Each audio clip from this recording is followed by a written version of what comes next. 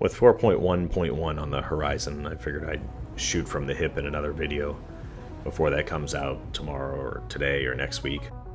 Here I'm doing a rescue beacon for Splattercaster, but not through the beacon system because that's been broken since 4.0 PTU. But they asked for help in chat if anybody could come get them. And I recently encountered some naysayers the other day on Reddit. Classic, of course, or probably just trolling. They probably don't even have a real opinion. Who talk about how everyone has to wait, 20 to 45 minutes to get rescued by somebody. And while that is a legitimate concern, because I've experienced it myself, it is never as bad or as frequent as people make it out to be. But anybody doing a rescue should move as fast as humanly possible. But if you can look in the bottom left, you'll see I'm right on time. I'll get this person up in 6 minutes. Unless I run into an unexpected delay where I crash into the ground because I suck at flying.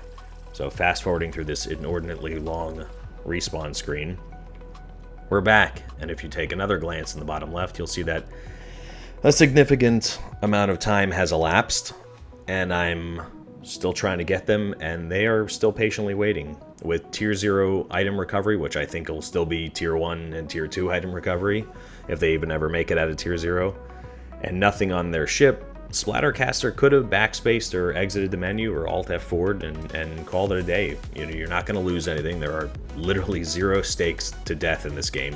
Which I think there's some sort of quote from Chris Roberts in his Death of a Spaceman nonsense about how that cheapens the experience of the game and makes it soulless. But I know a lot of you out there are like, well, I die 15 times a day to bugs. Yeah, that's not true. It's actually become quite a bit more rare to die from bugs, so good job on you, CIG. Now we just have different bugs. But I figured I'd shoot out a video because hopefully next patch rescue beacons will be repaired and in working order, and shortly after that CIG will come out with their revamped system that they showed at CitizenCon last year with our towing and fuel beacons and all these other elaborate things in the leaderboard and the reputation system, which is long overdue. But I think the greater problem is still finding that fine balance between people like myself who enjoy this type of gameplay, and there are many of us, as well as the players who enjoy being on the receiving end of this type of gameplay. And for those who say nobody uses beacons, you're fucking wrong, because I've got so many under my belt at this point that I'm not imagining them most of the time, I think. So hopefully it's not too punishing for players who aren't a fan of being on the receiving end of having to ask for aid. And it's not something that CIG has recently done, which has wiped out the entire gameplay loop with instant respawn and gear retention.